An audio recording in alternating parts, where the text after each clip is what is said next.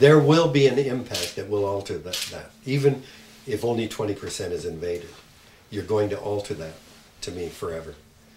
And I can say that because nobody can disprove it. You see, if you want to manage an area, anything, you want to manage anything sustainably.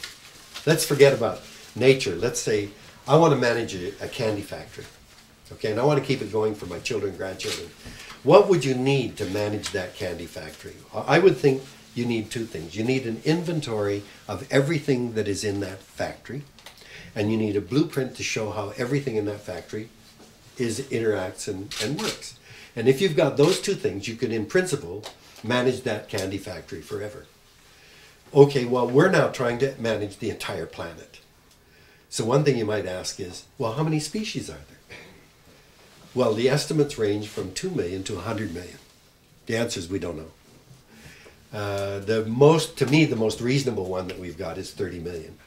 But we really don't know. I mean, there was a classic experiment in the Amazon a number of years ago where they shot a jet of pesticide into the canopy of the Amazon rainforest, and it rained insects, and almost every one of the insects they captured had never been seen before by a human being.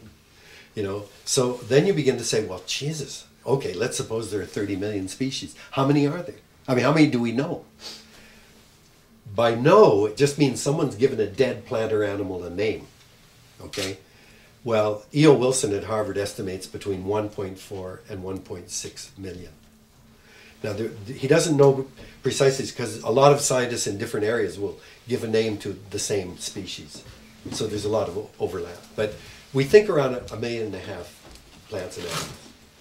And there may be 30 million on the planet. Wait a minute now.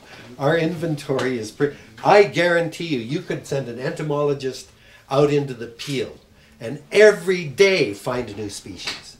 We just don't know anything.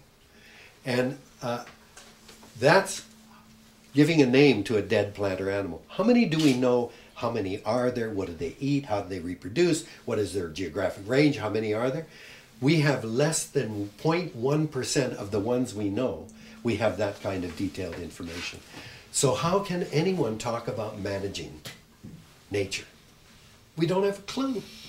And that's, again, when I say an area like the Peel is a hedge against our ignorance. It's the one place where we can maybe find out how nature does it.